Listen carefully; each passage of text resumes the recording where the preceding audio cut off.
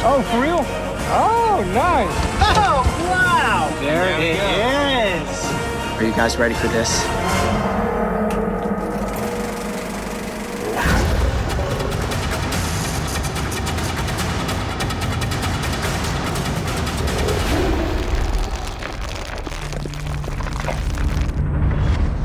"150 million years ago, a torpedo-shaped, armor-covered predatory fish swam virtually unchallenged in the presence of dinosaurs.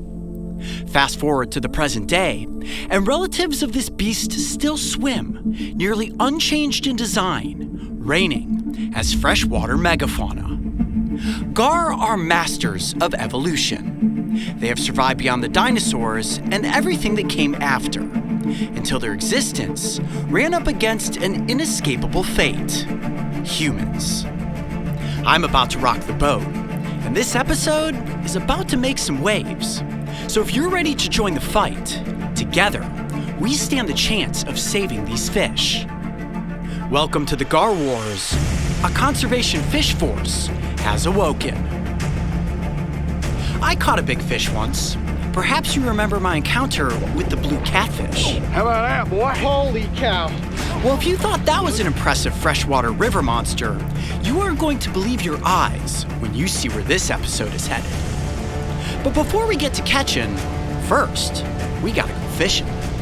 On this wild fish chase, I will be working alongside the Gar Guys: Hayden, Max, and Florian. Hayden is a graduate student from Texas A&M who is researching alligator gar for his master's project, while Max and Florian, two wild Dutchmen and experienced gar wranglers from the Netherlands, are working in tandem with Hayden's research as part of their graduation internship and the completion of their master's degree. These guys love fish more than you can possibly comprehend. So for me and Mario, it's an honor to document their process and share in their fight for the conservation of this species. So right now what we're doing is using a scanner, the Hummingbird system, to determine if there are fish in this area. And we are seeing little marks show up on this scanner that definitely look as if they could be very large fish, which is a good sign. Max, do you like this spot? We definitely like the spot. It has some slack water, and that's basically what we need to catch these fish because they really like to be out of the current. And we can actually efficiently set our nets, otherwise the current would take them and the fish won't swim in, or they would just bounce off. So this seems to be a really good spot to catch them. Okay, so this sounds like this may be a spot for us to cast the next gill net. Let's see if this is the lucky location to catch a monster gar. This simple-looking, yet high-tech device reveals many of the water's secrets, including hidden obstacles like trees, water depth, and if we are lucky, the distinct body signatures of fish. Rod and reel is a very sporty way to fish for gar, but setting a hook in their bony mouths can be nearly impossible and places an incredible amount of stress on the fish. So to lessen the impact, we will fish with gill nets. 200 feet wide by 10 feet tall, we carefully stretch these supersized nets across the river, one upstream and another downstream.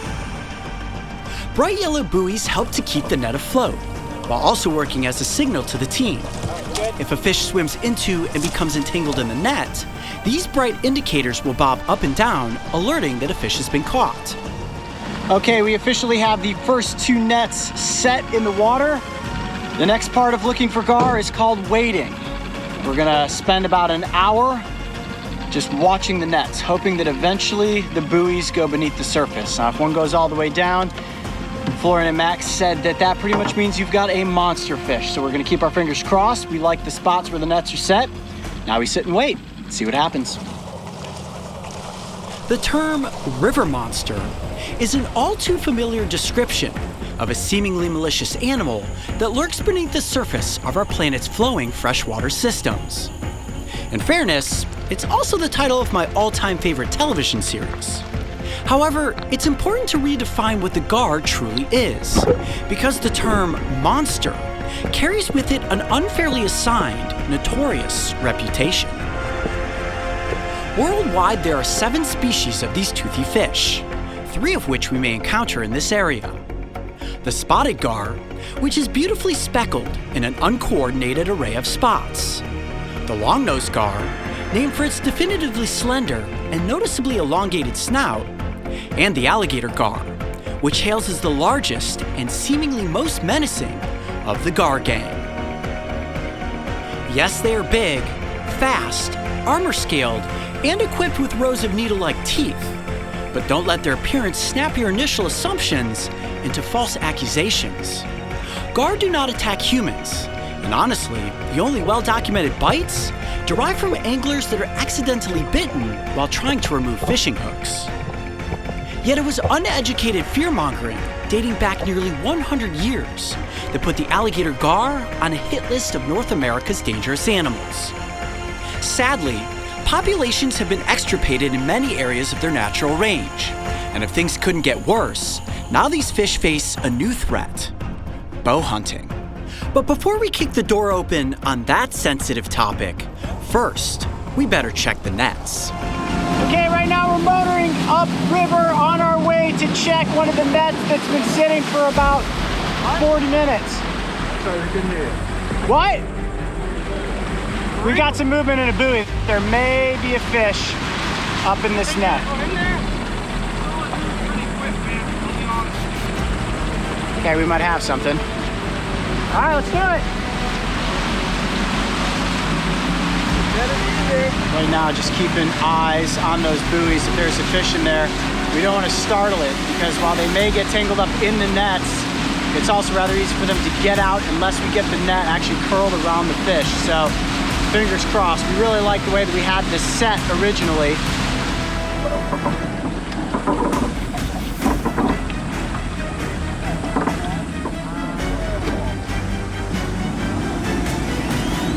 Oh, got a fish. Oh, for real? Oh, longnose. That's cool. Gar.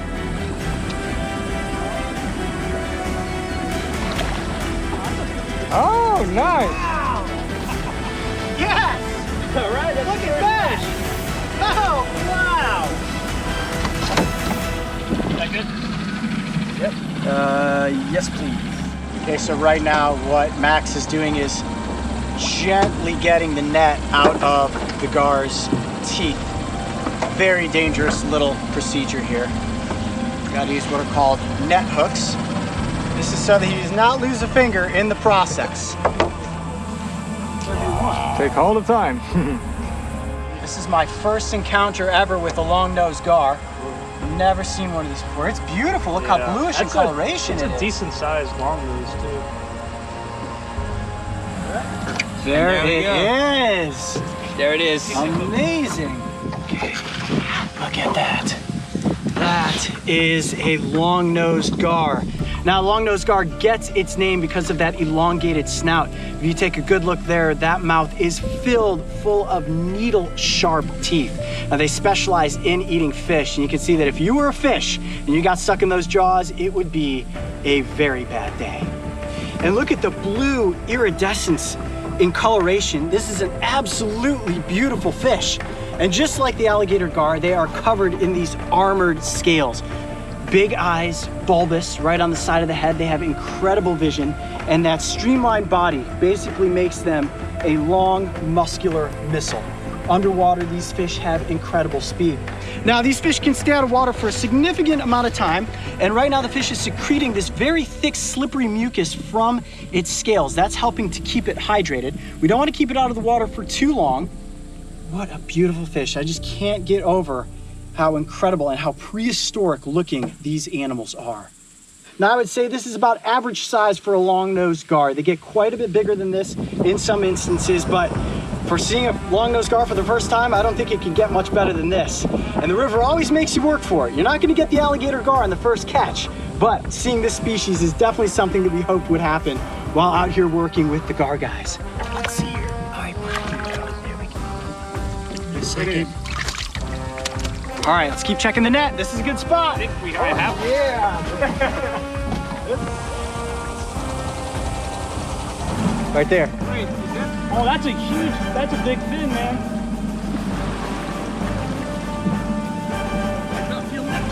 Oh boy. Perfect, that's a perfect. Look at that. Our first alligator gar. Woo!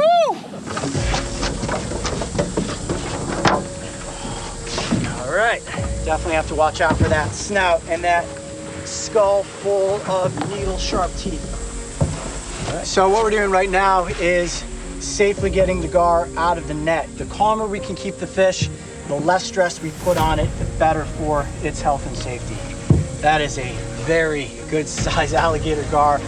And right now, you slide down a little bit. Okay. You can see it's just caught with its teeth. Yep. And that's what usually happens with the really big fish. They get caught only with their teeth. Off the small tube. Okay, fish is free. Hold on. It's a big slimer, this one. Look at my hands just covered Do you smell it? in gar slime. Yeah, the smell. Oh, that was gold. Yeah, very distinct smell as compared to other fish. Eyes covered with the towel. Yep. It experiences less stress. Yep, just like alligators. Okay, or keep a towel over it. Okay, cool. Let's get into the shade and collect some biometrics. Alligator gar. There it is.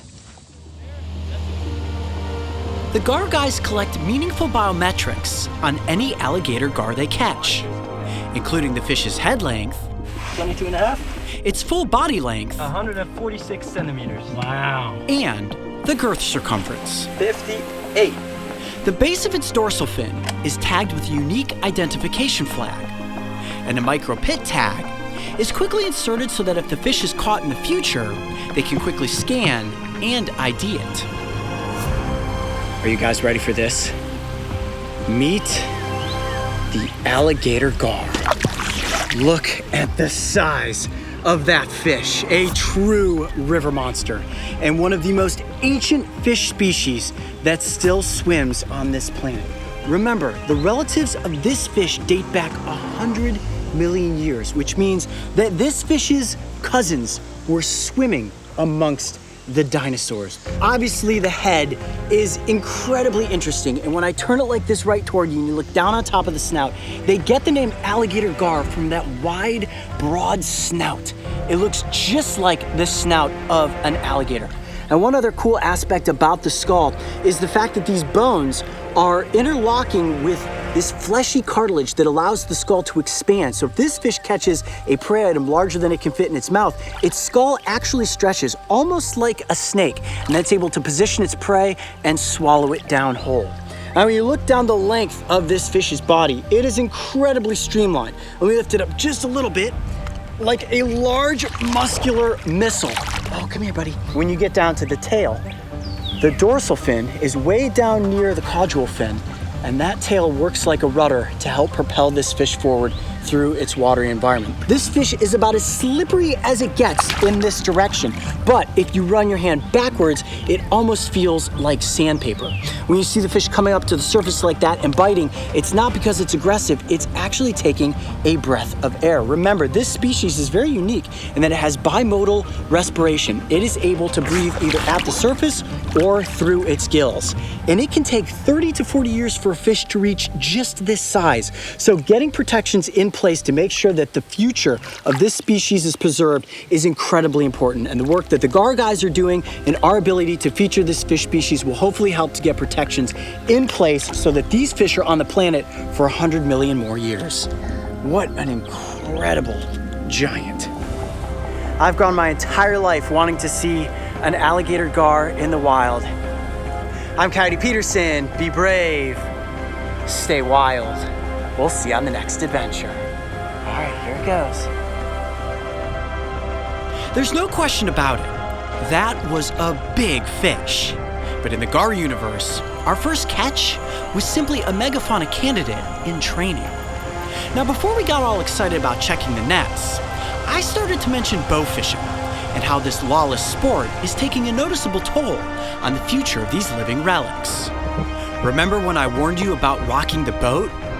It's time to put on your life jacket, because a tidal wave of conservation is building on the horizon. We need your support, but before you can help, it's important to witness what we are fighting for.